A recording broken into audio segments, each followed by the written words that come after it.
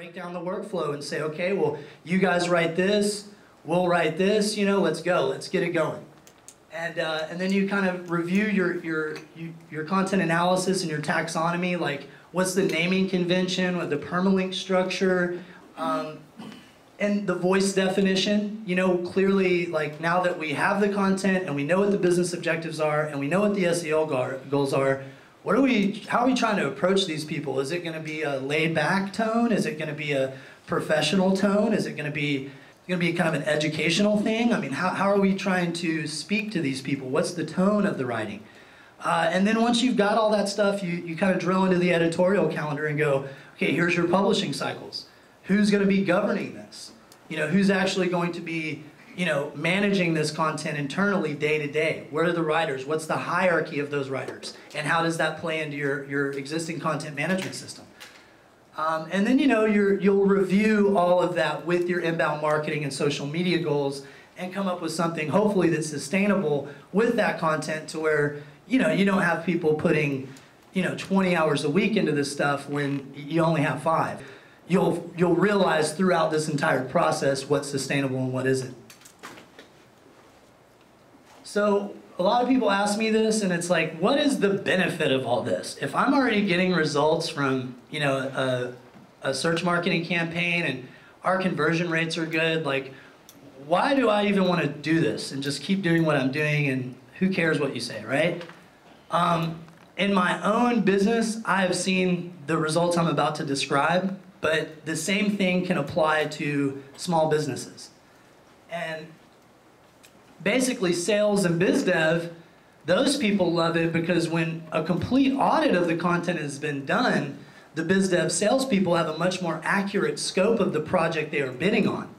And i.e., if you're a business, you have a much more accurate scope of the project you're about to allocate time and a budget for. The UX and the IA people, they tend to benefit from the mapping of messages and tone and voice to the flow of information they are creating. It's much more clear in their goals to go, oh, okay, well, this is all already worked out. Thanks, guys. I don't have to. You're not throwing this on me. You know what I mean? It's all mapped out. It's all worked out. On the design and the development side, designers and developers will appreciate a clear direction for the designs they are creating, and it'll save them loads of times on revisions and mood boards. Well, how does that really align with what you're trying to achieve with your business goals, though? And those questions that traditionally in interactive marketing haven't been asked too much the last 10 years. So, and the copywriters, I've got a few here today, will benefit from having a clear roadmap of all the content they are creating and why they are creating it. On the SEO and the inbound marketing side, internet marketers will appreciate having the taxonomies, business objectives, and target demographics clearly defined before their research even starts. So in a nutshell, content strategy will save you lots of time and money and help you retain and procure more customers. So I'm going to kind of go over my own working examples of content strategy, and it's called The Tale of Two Websites, where our old site, AXZM.com, was kind of done in the old methodology. It was kind of outdated. There just wasn't a lot of like clear messaging early on. I was just trying to get ranked, you know what I mean? I was just me and a freelancer. And it's a funny thing because the earlier design that I first did was very creative and all my peers loved it, but it didn't convert. I didn't get a single lead out of the damn thing for like a year and a half. I didn't get any leads. So I got real mad one night and I said, I'm gonna create the douchiest sales speak site I can. I'm just gonna like, oh man, screw this. And I just got really mad and I just like made the just worst website from a design perspective that I could muster, and it worked. It grew my business and it scaled. And I mean, to the tune of $500,000. Like I've employed 3 full-time people. We have a brick and mortar business. And it was probably the most depressing thing as a designer that I've ever experienced, you know, because it's like, that works? It's not this big HTML5 modern, you know, 1-page design. That doesn't work. Page after page that we went through, I started to realize the one thing that I did right was above the fold, I gave them a banner that spoke to their need state and a headline that they could connect with. Now we did a new one back about a year and a half ago on AXZMdesign.com. And if you guys go look at that site, much more modern, better messaging, responsive, all the latest and greatest stuff. I mean, we currently rank on the first page for Austin marketing for that silo. It was just a test silo. We were just putting out one of my domains to test out some of our messaging before we went and threw it on our big site. You know, we didn't want to lose our placement. And on that note, here's a kind of a sneak preview of that design, taking what we learned from both designs. And the thing that I started to realize was, you know, less is more above the fold. You know, if you can keep it very simple and not like I used to like put up, you know, 97% of internet users use Google to search, you know, all that kind of stuff.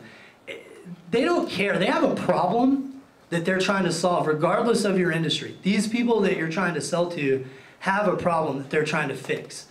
And if you can find them, when I say in their need states, like think of how you use search. A lot of people put so much emphasis on social media. They're like, social media, we're a social media agency, we do social media, I'm a social media guru, manager, whatever. That's like really, outside of the social share, is a very insignificant part of the game. What it's really about, in my opinion, is trying to find people like the same way that you search. When you search on Facebook, are you gonna buy something, honestly? Now, how do you use search? You're looking for a good or a service. So try to think that way in your messaging to the same way that you use search. It's like, if I'm searching for a product or service, what can I put in the metadata that actually like gives these people what they're looking for to click on my site, and then once they land there, above the fold, deliver a very simple basic message that explains like their problem to them. And there's some really exciting things going on with Google Optimizer. You guys, or Google Experiments is now what it's called, where you can actually deliver, you know, specific messaging to these people per, mapping custom profiles from their Facebook data. You know, and that's kind of where it's going, like delivering messaging that's unique to people's needs. And that's a big part of what I believe content strategy is about, and like kind of where it's going. And why I think more people should pay attention to it, because it will benefit your business.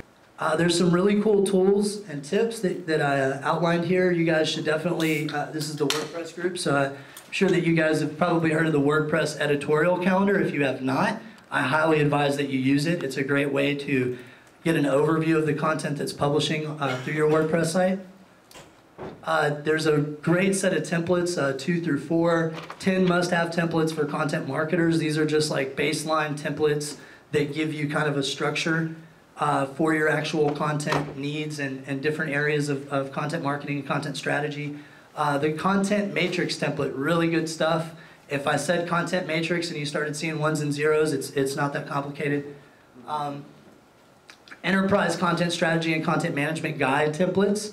Another really good one, the content audit inventory template, the handy dandy content audit template is one of my favorites. The web content strategy toolkit, the simple template for thought content style guides, for thorough content style guides, and a free persona template down there that will help you kind of get the process started with some of the stuff I'm talking about if you already haven't done it. Resources, I highly advise everybody here read Content Strategy for the Web by Christina Halverson. It will, if I have not been a good salesman today of the idea of having a content strategy, that book, once people can get through it and thoroughly digest it, tend to become advocates. They go, I get it. I get what you're saying. This is important stuff. Another really, really good book by Aaron Kassane, The Elements of Content Strategy. It's on a list apart. Letting Go of the Words, Writing Web Content That Works, by Janice Reddish. The Web Content Strategist Bible, by Richard Sheffield. Groundswell, Winning in a World Transformed by Social Technologies, by Charlene Lee and Josh Burnoff. Managing Enterprise Content and Unified Content Strategy by Ann Rockley. And these last two are really good. Content Strategy at Work by Margot Blumstein, who we had out speak at the group that you guys went to. And then Clout, The Art and Science of Influential Web Content by Colleen Jones. She'll actually be speaking at our group at the end of August. So y'all guys should definitely check that out if you have time.